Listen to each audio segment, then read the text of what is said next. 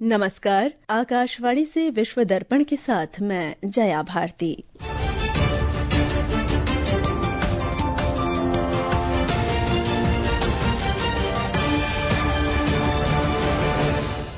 मुख्य समाचार। प्रधानमंत्री नरेंद्र मोदी ने दक्षिण अफ्रीका के जोहानिसबर्ग में G20 शिखर सम्मेलन के पहले सत्र को संबोधित किया। श्री मोदी ने वैश्विक विकास के मानदंडों और प्राथमिकताओं पर पुनर्विचार तथा समावेशी और सतत विकास का आह्वान किया। G20 शिखर सम्मेलन में जलवायु संकट सहित वैश्विक चुनौतियों पर संयुक्त घोषणा पत्र अपनाया गया। नाइजीरिया के मध्य इलाके में एक कैथोलिक स्कूल में हथियारबंद लड़ाकों ने लगभग 300 विद्यार्थियों का अपहरण किया। वियतनाम के मध्य क्षेत्र में मूसलाधार बारिश और बाढ़ से मरने वालों की संख्या 55 हुई। और टोक्यो डेफलिम्पिक्स में महिलाओं की 50 मीटर राइफल थ्री पोजीशन में भारतीय निशानेबाज माहित संधू ने स्वर्ण पदक जीता। अब समाचार विस्तार से। दक्षिण अफ्रीका के जोहानिसबर्ग में आज से G20 नेताओं का शिखर सम्मेलन शुरू हो गया है। प्रधानमंत्री नरेंद्र मोदी 12वीं बार G20 शिखर सम्मेलन में हिस्सा ले रहे हैं। सम्मेलन के पहले सत्र को संबोधित करते हुए श्री मोदी ने भारत की सभ्यतागत ज्ञान परंपरा पर आधारित समग्र मानववाद की धारणा का उल्लेख किया, जो विकास और प्रकृति के बीच संतुलन बनाए रखने का मार्ग प्रशस्त करती है। प्रधानमंत्री ने अपने संबोधन में 4 प्रमुख प्रस्ताव भी प्रस्तुत किए। एक रिपोर्ट। प्रधानमंत्री नरेंद्र मोदी ने G20 शिखर सम्मेलन में एक पृथ्वी एक परिवार एक भविष्य की परिकल्पना को मूर्त रूप देते हुए अपने संबोधन में 4 प्रमुख प्रस्ताव रखे। श्री मोदी ने G20 के तहत एक वैश्विक पारंपरिक ज्ञान भंडार स्थापित करने और G20 अफ्रीका स्किल्स मल्टीप्लायर पहल का प्रस्ताव रखा। श्री मोदी ने G20 देशों को प्रशिक्षित चिकित्सीय विशेषज्ञों की टीम बनाने की आवश्यकता पर भी बल दिया। नशीले पदार्थ की बढ़ती चुनौती से निपटने के उद्देश्य से प्रधानमंत्री ने ड्रग टेरर नेक्सस का मुकाबला करने के लिए G20 पहल का भी प्रस्ताव रखा। इस बीच G20 दक्षिण अफ्रीका शिखर सम्मेलन घोषणा पत्र भी अपनाया गया। नेताओं ने आतंकवाद के सभी रूपों और अभिव्यक्तियों की कड़ी निंदा की। जोहानिसबर्ग से असुनियों की रिपोर्ट के साथ समाचार कक्ष से वैष्णवी। सम्मेलन में G20 के नेताओं ने कहा कि क्रिटिकल मिनरल्स यानी महत्वपूर्ण खनिजों की मांग में वृद्धि होगी। उनका मानना था कि अब तक इसके लाभों का पूर्ण रूप से उपयोग नहीं किया गया है। इन नेताओं ने G20 क्रिटिकल मिनरल्स फ्रेमवर्क का स्वागत किया। G20 देशों ने ऐसी वित्तीय नीतियों को अपनाने की प्रतिबद्धता दोहराई जो सभी के लिए आर्थिक समृद्धि में योगदान दें। G20 शिखर सम्मेलन में नेताओं ने आज अमेरिका की आपत्ति के बावजूद सर्वसम्मति से संयुक्त घोषणा पत्र को अपनाया। हमारे संवाददाता ने बताया कि इसमें कहा गया है कि एकजुटता, समानता और निरंतरता समावेशी वैश्विक विकास के आवश्यक स्तंभ हैं। 39 पृष्ठों के इस दस्तावेज में ऊर्जा सुरक्षा, जलवायु कार्रवाई और आपदा से बचाव को प्रमुखता दी गई है। इसमें बढ़ते भू राजनीतिक तनाव, संघर्षों और बढ़ती असमानता को आर्थिक स्थिरता के लिए प्रमुख खतरा बताया गया है। घोषणा पत्र में बहुपक्षीय सहयोग, अंतर्राष्ट्रीय कानून के पालन और विवादों के शांतिपूर्ण समाधान पर जोर दिया गया है, जिसमें सीमाई विवादों में शामिल देशों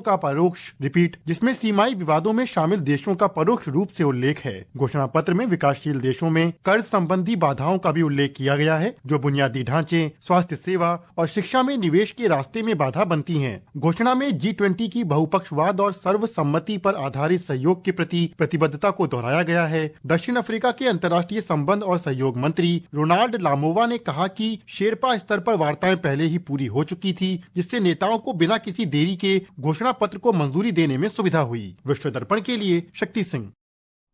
प्रधानमंत्री नरेंद्र मोदी ने आज G20 शिखर सम्मेलन के दौरान वैश्विक नेताओं के साथ कई द्विपक्षीय बैठकें की। श्री मोदी ने ऑस्ट्रेलिया के प्रधानमंत्री एंथनी अल्बनीज और कनाडा के प्रधानमंत्री माइक कार्नी से मुलाकात की। एक सोशल मीडिया पोस्ट में श्री मोदी ने कहा कि Australia Canada Bharat technology and innovation साझेदारी की घोषणा करके उन्हें प्रसन्नता हुई है। सम्मेलन से इतर प्रधानमंत्री मोदी ने ब्रिटेन के प्रधानमंत्री केयर स्टारमर से मुलाकात की। एक सोशल मीडिया पोस्ट में श्री मोदी ने कहा कि इस वर्ष भारत ब्रिटेन साझेदारी में नई ऊर्जा आई है और दोनों देश कई क्षेत्रों में इसे आगे बढ़ाते रहेंगे। प्रधानमंत्री मोदी ने संयुक्त राष्ट्र के महासचिव अंतोनियो गुतरस से भी सार्थक बातचीत की। उन्होंने मलेशिया के प्रधानमंत्री अनवर इब्राहिम के साथ विचार विमर्श किया। प्रधानमंत्री ने ब्राजील के राष्ट्रपति लुइज इनासियो लूला दा सिल्वा से मुलाकात पर भी प्रसन्नता व्यक्त की। विश्व दर्पण समाचार आकाशवाणी से प्रसारित किए जा रहे हैं। ताज़ा समाचार जानने के लिए आप हमारे social media handle X @AIR News Hindi को फॉलो कर सकते हैं।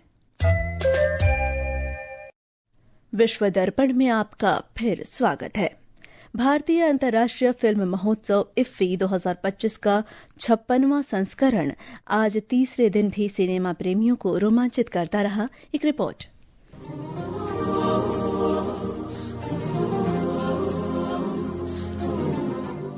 एशिया के इस सबसे पुराने और प्रतिष्ठित फिल्म महोत्सव का आज तीसरा दिन है। सुबह से ही फिल्मों की स्क्रीनिंग, मास्टर क्लास और इंटरव्यू का सिलसिला जारी रहा। कई बड़ी फिल्मी हस्तियों और नए कलाकारों के साथ विशेष संवाद तथा मीडिया इंटरेक्शन कार्यक्रम सिने प्रेमियों को आकर्षित कर रहे हैं। फिल्म पेस्कादोर के निर्देशक हैरी डोमिनिको रॉसी ने बताया कि उनकी ये फिल्म निजी जीवन की गहरी अनुभूतियों से प्रेरित है और इसे बनाना कई स्तरों पर चुनौतीपूर्ण रहा था। ये फिल्म अब वैश्विक स्तर पर सराहना बटोर रही है। वरिष्ठ अभिनेता अनुपम खेर ने अपनी फिल्म तन्वी द ग्रेट पर अनुभव साझा किए। उन्होंने बताया कि ये फिल्म कभी हार न मानने के आदर्श वाक्य से प्रेरित है, जिसने हमेशा उनके व्यक्तिगत और पेशेवर जीवन को दिशा दी है। इसके बाद मस्किटोस फिल्म के निर्देशक वैलेंटाइना बर्तानी और निकोल बार्तानी ने बताया कि ये कहानी एक संवेदनशील, भावनात्मक तथा गहन विषय को बहुत ही सूक्ष्मता के साथ प्रस्तुत करती है और इसी वजह से इसे अंतर्राष्ट्रीय मंचों पर काफी सराहना मिल रही है। फिल्मोत्सव में आज सुबह से लगभग 50 फिल्मों की स्क्रीनिंग हो रही है, जिससे ये दिन दर्शकों के लिए बेहद खास बन गया है। आदर्श और सायरा के साथ निखिल कुमार, आकाशवाणी समाचार, पणजी, गोवा।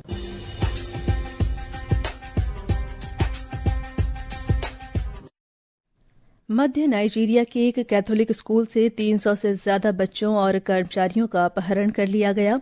नाइजीरिया के ईसाई संघ ने बताया कि कल नाइजर राज्य के पापरे स्थित सेंट मैरी स्कूल से 303 विद्यार्थियों और 12 शिक्षकों को अगवा किया गया। संगठन ने बताया कि जांच के बाद इन आंकड़ों में वृद्धि हुई है। पाकिस्तान मानवाधिकार परिषद HRC ने अपनी सदस्य फरवा अस्कर को और पत्रकार अलिफिया सोहेल की अवैध गिरफ्तारी और नजरबंदी की कड़ी निंदा की है। संस्था के अनुसार यह गिरफ्तारी कल कराची प्रेस क्लब के बाहर देश के 27वें संविधान संशोधन के खिलाफ एक शांतिपूर्ण विरोध प्रदर्शन के दौरान हुई। वियतनाम के मध्य क्षेत्र में भारी बारिश और बाढ़ से मरने वालों की संख्या 55 हो गई है। वियतनाम आपदा और बांध प्रबंधन प्राधिकरण ने बताया कि 13 लोग अभी भी लापता हैं। बाढ़ ने लगभग 80,000 हेक्टेयर में लगे चावल और अन्य फसलों को भी जलमग्न कर दिया, जबकि 32 लाख से ज्यादा मुर्गियां और मवेशी मारे गए या बह गए। 28,400 से अधिक घर अभी भी जलमग्न हैं, जबकि 946 क्षतिग्रस्त हो गए हैं।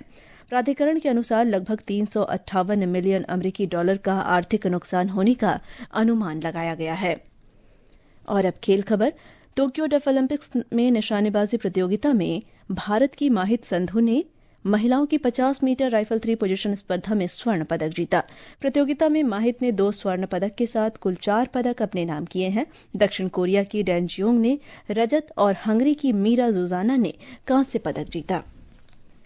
भारत और दक्षिण अफ्रीका के बीच दूसरे टेस्ट मैच के पहले दिन का खेल पूरा होने तक दक्षिण अफ्रीका ने 6 विकेट पर 247 रन बनाए। दक्षिण अफ्रीका के ट्रिस्टन स्टब्स ने सर्वाधिक 49 रन की पारी खेली। वहीं भारत की ओर से कुलदीप यादव ने सर्वाधिक 3 विकेट लिए। श्रृंखला में भारत 1-0 से पीछे है। ऑस्ट्रेलिया ओपन बैडमिंटन प्रतियोगिता में लक्ष्य सेन ने पुरुष सिंगल्स के फाइनल में एक जगह बनाई। सेमीफाइनल में आज लक्ष्य ने चीनी ताइपे के चाओ टिएन चेन को करीबी मुकाबले में हराया। अंत में मुख्य समाचार एक बार फिर। प्रधानमंत्री नरेंद्र मोदी ने दक्षिण अफ्रीका के जोहानिसबर्ग में G20 शिखर सम्मेलन के पहले सत्र को संबोधित किया। श्री मोदी ने वैश्विक विकास के मानदंडों और प्राथमिकताओं पर पुनर्विचार तथा समावेशी और सतत विकास का आह्वान किया। G20 शिखर सम्मेलन में जलवायु संकट सहित वैश्विक चुनौतियों पर संयुक्त घोषणा पत्र अपनाया गया। नाइजीरिया के मध्य इलाके में एक कैथोलिक स्कूल में हथियारबंद लड़ाकों ने लगभग 300 विद्यार्थियों का अपहरण किया। वियतनाम के मध्य क्षेत्र में मूसलाधार बारिश और बाढ़ से मरने वालों की संख्या 55 हुई। और टोक्यो डेफ ओलंपिक्स में महिलाओं की 50 मीटर राइफल 3 पोजीशन में भारतीय निशानेबाज माहित संधू ने स्वर्ण पदक जीता। इसके साथ ही विश्व दर्पण का ये अंक समाप्त हुआ। नमस्कार।